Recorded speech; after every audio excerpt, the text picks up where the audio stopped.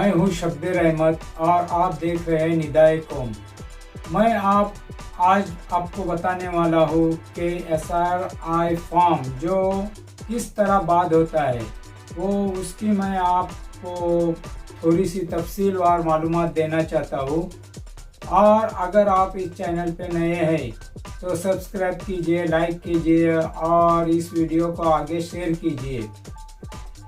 सबसे पहले आपको जो फॉर्म दिया जाता है, 2 फॉर्म, उसमें से एक फॉर्म BLO आपको दे देते हैं, तो आपने वो फॉर्म पर सिग्नेचर BLO की लेना बहुत ही ज़रूरी है। वो इसलिए कि वो आपके पास प्रूफ रहता है, इसलिए आपको वो सिग्नेचर लेना बहुत ही ज़रूरी है।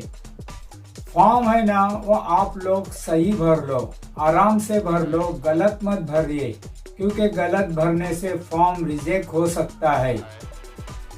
फोटो बिल्कुल फ्रेश हो, मतलब अभी का हो या 6 महीने पुराना भी चल सकता है, या अगर फोटो आपका क्लियर है तो बात अलग है, लेकिन उसके पीछे बैकग्राउंड वाइट रहा तो वही बेहतरीन है।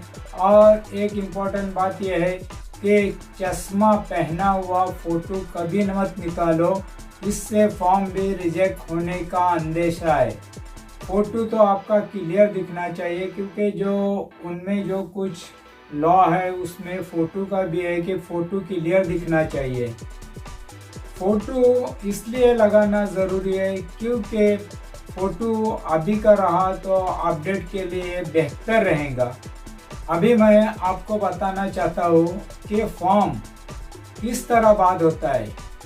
जो फॉर्म बाद होने के बहुत से वजूहत है, उसमें अगर आप लोगों ने फॉर्म भरते वक्त आप लोगों ने Aadhaar card number, effect number, relationship वालों के जो आधार, आपने इलेक्शन कार्ड उसके नंबर, और फॉर्म में जो आपने दर्ज किए वो अगर नंबर सही दर्ज नहीं किए होंगे तो भी फॉर्म बाद हो सकता है। इसलिए किसी का भी आप मतलब खुद का फॉर्म भर रहे हो तो उसमें आधार कार्ड नंबर सही डालिए, इलेक्शन कार्ड का अगर नंबर है तो वो सही डालिए, या तो फिर आप रिलेशन में किसका भी प्रूफ के लिए आधार नंबर दे रहे हो तो वो भी इलेक्शन कार्ड का नंबर सही होना चाहिए। अगर ये सही होगा तो आपका फॉर्म बाद नहीं हो सकता है, वरना फॉर्म बाद हो सकता है। उसी तरह वोटिंग लिस्ट जो 2002 की है, उसमें से हमने नंबर गड़बड़ में डाल दिए तो वो नंबर मैच नहीं होगा, और फिर वो 2002 की वोटर लिस्ट तो मैच हो नहीं सकती है नंबर की वजह से, तो वो नंबर भी आपको सही डालना है। और अगर सही नंबर डालेंगे तो ये फॉर्म बाद नहीं हो सकता है, वरना ये फॉर्म बाद हो सकता है। और हाँ, BLO के पास तुमने फॉर्म दिए लेकिन तारीख भर के गई है और उसके बाद अपने फॉर्म उनके पास जमा किए और वो उस वक्त अपलोड नहीं हो सकता है, उस वक्त आपका फॉर्म बाद होगा। और समझो आपने SIR फॉर्म भर के दिए और आप उस वक्त उस पे सिग्नेचर करना भूल गए, खुद की सिग्नेचर। BLO ने आपको सिग्नेचर दिया है, आपके पास फॉर्म है, लेकिन आपने खुद उस पे सिग्नेचर करना भूल गए हैं, या तो फिर आपके रिलेशन में किसी का सिग्नेचर उस पे होना ज़रूरी है। अगर वो सिग्नेचर नहीं होगा तो फिर भी वो फॉर्म बाद हो सकता है।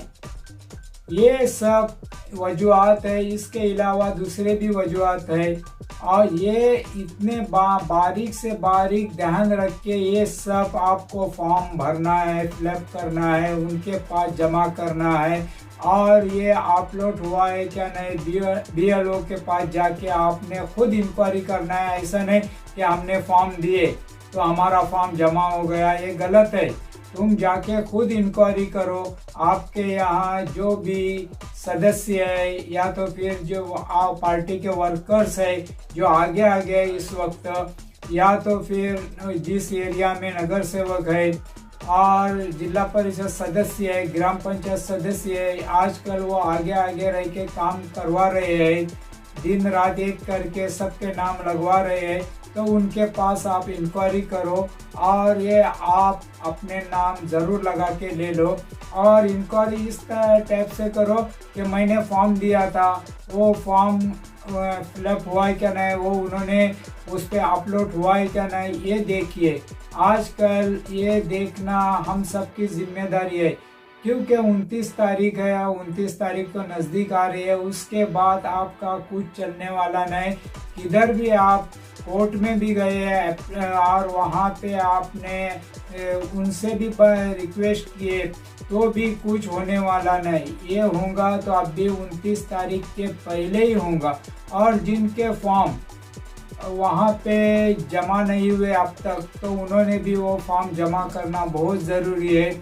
और दूसरी एक इम्पोर्टेंट बात यह है कि अक्सर मुझे फ़ोन पे आए थे, कमेंट भी करके लोगों ने मुझे जो क्वेश्चन पूछे थे, तो उनमें उन्होंने एक बात बताया है कि शादीशुदा जो हाल ही में शादी हुए है या पहले शादी हुए है, ऐसे जो हमारे बहनें हैं, तो उनका जो आधार कार्ड का नंबर अभी तक बदला नहीं, मतलब नाम चेंज नहीं हुआ है या तो फिर नाम चेंज हो गया है, तो उन्होंने जिस तरह से भी आधार कार्ड आपका है, आपके माँ बाप के यहाँ का आधार कार्ड रहने दो, तो उस पे जो नाम है और वोटिंग लिस्ट में आपका अलग नाम है, मतलब आपके शोहर का इधर का है, तो भी वो वैसा आधार कार्ड का नंबर आप भर सकते हैं।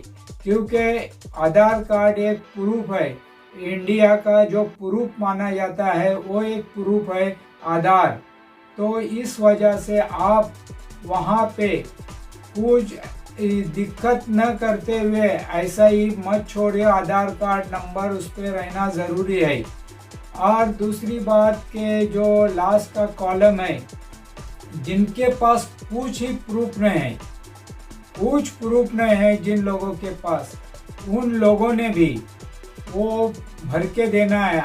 ऐसा नहीं कि मेरे पास फॉर्म आ गया तो मैं घर में रखूँ।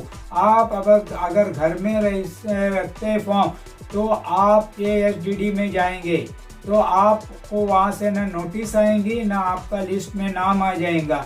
तो मेहरबानी करके आपका फॉर्म है वो फिलअप कर दो, बाद में आपको नोटिस आएंगी, उस वक्त आप उनको जो भी मांगा जाएगा, जो भी कागज़, जो 12 कागज़ है वो आप दे सकते हैं। आप देखेंगे अगर 12 डॉक्यूमेंट है, उसमें से सबसे आसान डॉक्यूमेंट आधार कार्ड है, जो कि लास्ट में 12 नंबर पे लिखा हुआ है। तो ये आधार कार्ड तो आजकल सबके पास है, अगर नहीं होगा तो अभी भी चांस है, अभी भी निकाल के ले सकते हैं आधार कार्ड।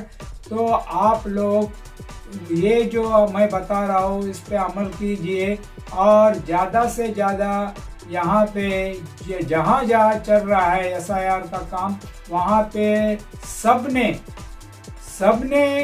ज़्यादा से ज़्यादा लोगों को बोल दीजिए कि आपको SIR फॉर्म भरना है और भर दिए क्या। एक दूसरे को पूछिए, पूछने से किसी का कुछ नहीं होता है, बल्कि भला होता है। अगर आपने किसी को सही रास्ता बताए तो उसका अजर आज नहीं तो कल आपको ज़रूर मिलेगा। और इस चैनल पे आप नए हैं तो सब्सक्राइब कीजिए, लाइक कीजिए, शेयर कीजिए। और आपको कोई भी सवाल पूछना है, क्वेश्चन पूछना है, तो आप हमारे कमेंट बॉक्स पे हमें पूछ सकते हैं, उसका जवाब देने की हम लोग कोशिश करेंगे। तो चलिए अगली वीडियो में फिर से मिलते हैं।